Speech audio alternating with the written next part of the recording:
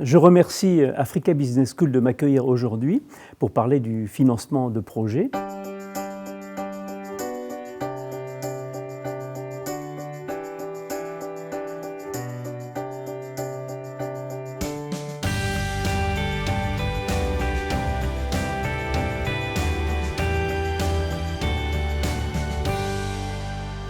Bon, d'abord, qui suis-je? Je suis Michel Lyonnais-Dumoutier.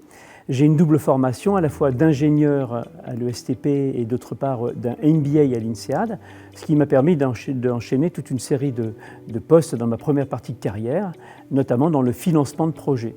Puis dans un deuxième temps, j'ai fait une thèse de finance en financement de projet qui m'a permis de devenir professeur à l'Université Paris-Nanterre à l'École nationale des ponts et chaussées. Et je suis maintenant professeur émérite à l'Université de Paris-Nanterre. Et j'enseigne le financement de projet, notamment chez ABS, puisqu'il y a une assez forte demande de ce type de prestations en ce moment.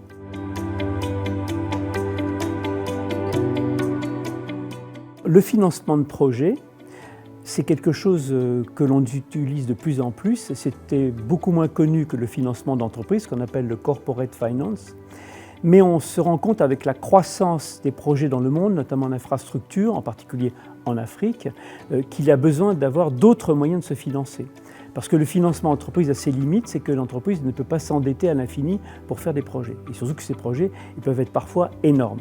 Donc le financement de projet est une technique qui permet que des banques interviennent en se remboursant, en simplifiant, à partir des cash flows générés par le projet. Par exemple, une autoroute, les gens vont payer un péage et ce péage va servir, in fine, à rembourser les banques, ou un viaduc comme le viaduc de Millau en France, ou bien des centrales solaires, toutes sortes d'usines, etc., à partir du moment où elles génèrent des cash flows qui permettent de rembourser les crédits. Alors finalement, le financement de projet, c'est un peu différent tout de même dans les montages que le financement dit corporate.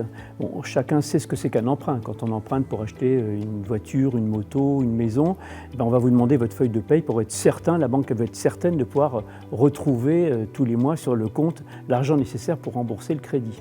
Mais il n'y a pas ça dans un financement de projet, puisque finalement, il est mis à part, dans une société à part, et les banques, pour être certaines d'être remboursées, vont faire un montage contractuel très sophistiqué, très pointu, pour prendre des garanties qui vont lui permettre d'être certaine d'être remboursée et d'appréhender les cash flows générés par le projet, que ce soit des flux de péage, des flux de marchandises que l'on vend, etc. Donc ça, c'est ce qui va se passer.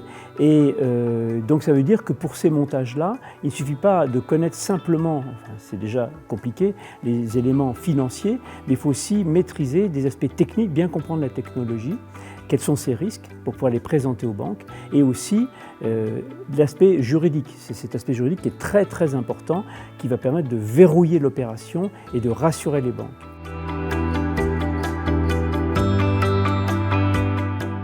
Alors justement, c'est cette dominante, donc technique, finance, juridique, elle va se retrouver dans le livre, évidemment, qui s'appelle Financement de projet et partenariat public-privé, qui est publié aux éditions EMS. Et elle se retrouve, mais pas dans l'ordre chronologique. Souvent, on peut raisonner sur un projet en se disant, je vais regarder la phase de développement, la phase de construction et la phase d'exploitation du projet. Non, moi j'ai préféré privilégier une approche par acteur. J'ai pris le constructeur, j'ai pris la société de projet, l'exploitant, et les financiers, les banques et aussi les investisseurs financiers. Pourquoi? Parce que chacun a sa vision des risques qui est différente. Un constructeur ne voit pas les risques de construction comme une banque, bien évidemment. Et chacun a son acceptation des risques, mais aussi accepte certaines clauses ou pas. Et c'est tout ce montage-là qui va être important. Et ce montage, il est résumé dans des cas, et cette fois-ci, dans la dernière édition, la 3e édition, nous avons rajouté des cas extrêmement détaillés, étudiés dans le détail, pour que les gens comprennent comment on assemble toutes ces techniques, acteur par acteur. C'est ce qui fait toute la complexité de ce métier. Et au-delà de ça, finalement, ces cas sont prolongés par des questions. Par exemple, question importante, c'est le viaduc de Millau est une concession à 80 ans. Si l'on regarde les 30 premières années, il y a des cash flows absolument normaux, mais si on regarde au-delà des 40 ans, ces cash flows actualisés aujourd'hui ne valent rien. Or, quand on se retrouve dans 30 ans, ils valent tout de même quelque chose. Donc c'est une question auquel il est difficile de répondre, mais qui est posée pour, je ne dis pas les générations futures, mais qu'il faudra que ceux qui vont continuer à faire ces projets se posent et les résolvent.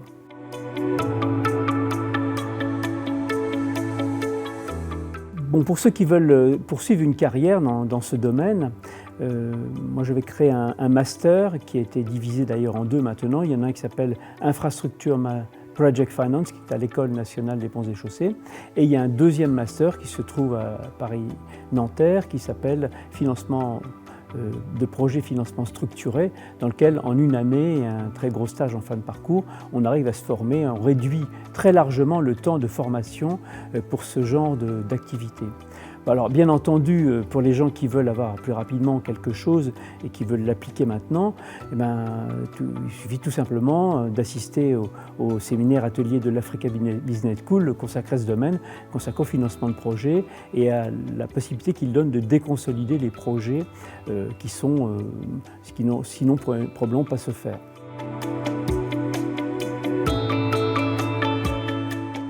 Alors le projet récent qui m'a le plus marqué, c'est bien sûr le fameux viaduc de Millau. C'est un viaduc qui comporte donc plusieurs records du monde, dont la pile la plus haute. Et je me rappelle que ce projet, je l'ai connu depuis le tout début. Les plans n'étaient même pas connus dans les entreprises du groupe Eiffage. Et j'avais remarqué que ces piles étaient très très grandes, puisque la pile la plus haute, donc de 343 mètres, est plus haute que la Tour Eiffel. Et je veux dire que même maintenant, quand je prends le viaduc dans ma voiture, tout est fermé, on ne voit rien, j'ai quand même le vertige parce que je sais qu'en dessous de moi, il y a plus de 300 mètres de hauteur. Écoutez, il ne me reste plus qu'à vous remercier d'avoir suivi cet entretien. Et puis, si vous voulez en savoir plus sur le financement de projets, vous pouvez tout simplement consulter mon ouvrage « Financement de projets et partenariat public-privé » et aussi peut-être plus simplement vous rapprocher d'Africa Business School afin d'obtenir les formations qui sont les plus compatibles avec ce que vous souhaitez et vos besoins en termes de financement de projets.